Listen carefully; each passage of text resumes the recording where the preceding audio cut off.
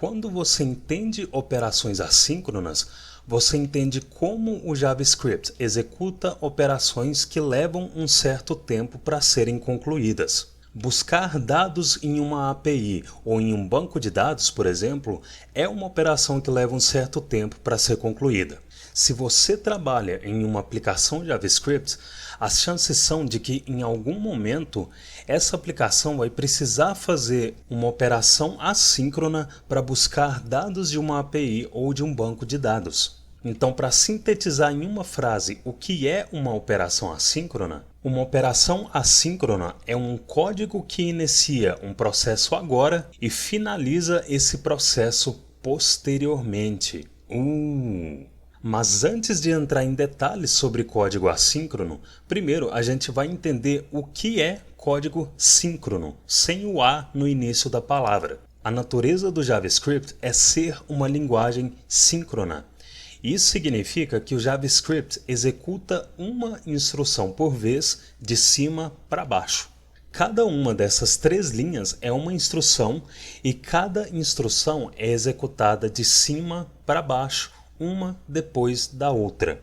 Ou seja, o console.log da linha 2 não é executado antes do console.log da linha 1 terminar de ser executado e o console.log da linha 3 não é executado antes do console.log da linha 2 terminar de ser executado. Em outras palavras, o JavaScript é uma linguagem single thread.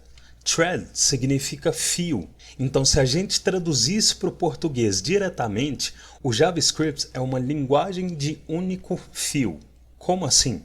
Essa thread, esse fio, é essa sequência de instruções de execuções e essas instruções, como eu mostrei no slide anterior, são executadas de forma sequencial, de cima para baixo, uma de cada vez. Então, esse é o ponto crucial que você precisa entender sobre código síncrono.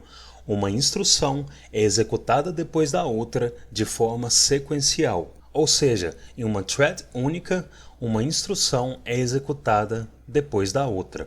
Agora, imagina que uma dessas instruções é um request, uma requisição, para trazer informações de um banco de dados em um outro lugar. E imagina que essa requisição e obtenção das informações do banco de dados leve mais ou menos 3 segundos.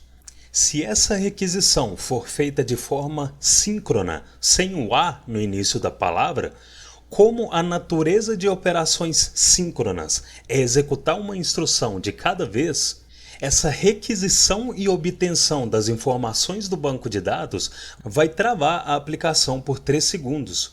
Ou seja, essa instrução 4 abaixo da requisição só vai ser executada depois de 3 segundos, que é quando as informações do banco de dados foram obtidas. E isso é chamado de código blocante ou blocking code, porque esse código da requisição vai durar 3 segundos e ele bloqueou a próxima instrução a ser executada até que as informações do banco de dados fossem obtidas. E aí você pode pensar, 3 segundos nem é muita coisa.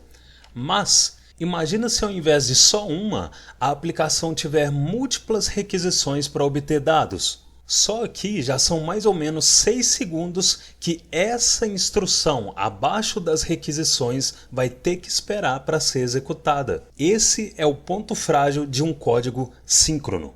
Para resolver esse tipo de problema, existe o código assíncrono. Lembra que eu falei que código assíncrono inicia um processo agora e finaliza esse processo posteriormente? Essa linha mostra exatamente como um código assíncrono de uma requisição para um banco de dados, por exemplo, é executado. Quando essa instrução ou função é assíncrona, ela vai iniciar a busca dos dados no banco de dados agora e finalizar esse processo posteriormente depois dos dados serem obtidos. Como essa operação vai ser finalizada depois, geralmente uma função de callback é passada para esse código que inicia uma operação assíncrona e essa função de callback é executada lá no final da thread depois que os dados da requisição foram obtidos. E para dar um panorama do que acontece nessas execuções, Observa que aqui na thread a gente tem a fila das instruções que são executadas uma de cada vez,